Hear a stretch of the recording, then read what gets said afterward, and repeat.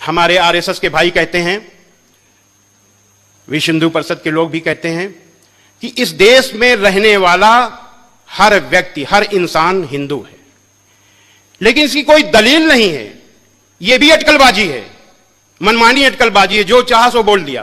क्या दलील है इसकी भाई कि इस देश में रहने वाला हर व्यक्ति हिंदू है? लेकिन इस बात की दलील है कि एक ईश्वर की पूजा करने वाला हर हिंदू मुसलमान है। इस्लाम की बुनियाद है ला इलाहा इल्लल्लाह, परमेश्वर के सिवा कोई पूज्य नहीं है। और यही बुनियाद सनातन वैदिक धर्म की है। संसार के सबसे पुराने ईश ग्रंथ ऋग्वेद के मंडल 1 सूक्त 7 का 10वां मंत्र है, इंद्रम वो विश्व तस्परिहवा महे जनेभ्या अस्माकम अस्तु केवलः। ऐ मनुष्यों, तुमको अत्यंत उचित है कि मुझ एक परमेश्वर को छोड़कर किसी दूसरे देव को कभी मत मानो, क्योंकि पूजा करने योग्य एक मुझ परमेश्वर को छोड़कर कोई दूसरा देव नहीं है। श्रीमद् भगवद गीता में है, मत्तः परतरम नान्यत् किंचिदस्ति धनंजय। पूजा करने योग्य मुझ परमेश्वर से के अलावा कोई परमेश्वर नहीं है।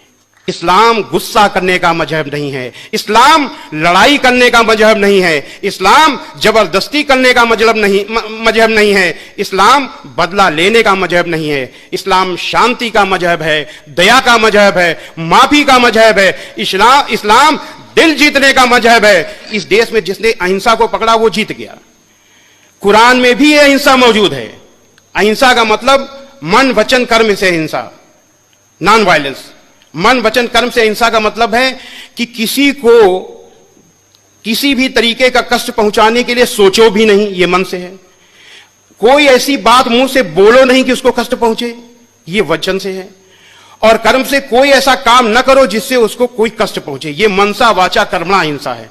और यह मनसा वाचा कर्मणा अहिंसा कुरान मजीद में मौजूद है। कुरान मजीद के सूरा नंबर 28 आयत नंबर 83 में है, अल्लाह का वादा है, अल्लाह वादा कर रहा है कि हम परलोक का घर यानी जन्नत का घर उन लोगों के लिए विशेष कर देंगे, खास तौर से देंगे, जो धरती में जुल्म और फसाद करने का इरादा नहीं रखते, यानी जो मन में सोचते तक नहीं है, उनको हम जन्नत का घर विशेष कर देंगे। अल्लाह का वादा है। यह है मन से अहिंसा। वचन से कुरान मजीद के सूरा नंबर 41 आयत नंबर 34 में दिया हुआ है, भलाई और बुराई बराबर नहीं हो सकती, तो लोगों की सख्त बातों का ऐसे तरीके से जवाब दो जो बहुत अच्छा हो। ऐसा करने से तुम देखोगे कि जिसमें और तुम में पहले दुश्मनी थी, अब वो तुम्हारा गहरा दोस्त है। यानी अगर कोई व्यक्ति आपसे सख्त तरीके से बात कर रहा है, गाली दे रहा है, तो आपको गाली नहीं देना, कुरान का हुक्म है।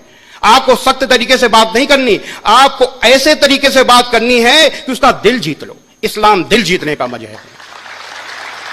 यह वचन से हिंसा। और कर्म से सूरा नंबर 5 आयत नंबर 32 में है, जिस किसी ने एक निर्दोष का कत्ल किया तो मानो उसने सारे इंसानों का कत्ल कर दिया, और जिस किसी ने एक निर्दोष को बचाया तो मानो उसने सारे इंसानों को जीवन दे दिया, जान डाल दी, सारे इंसानों में जीवन डाल दी। यह कर्म से हिंसा। यही है इस्लाम की मनसा वाचा कर्मणा अहिंसा। और अगर इस अहिंसा को अपनाया गया होता तो आज इस देश की हालत दूसरी होती। इस अहिंसा की तरफ देखा भी नहीं गया। और वो हिकमत मौजूद है कुरान मजीद में, वो हिकमत मौजूद है, अल्लाह की हिकमत है। वो अल्लाह की हिकमत कहां है? सूरा नंबर 3 आयत नंबर 64 में है कि आओ एक ऐसी बात की ओर जो हमारे और तुम्हारे बीच समान है कि हम परमेश्वर के सिवा, ईश्वर के सिवा किसी की बंदगी न करें। यह अल्लाह की हुकूमत है। इस प्लेटफार्म को अगर पकड़ा गया होता तो हम कब का कामयाब हो चुके होते, लेकिन हमने इसको नहीं पकड़ा।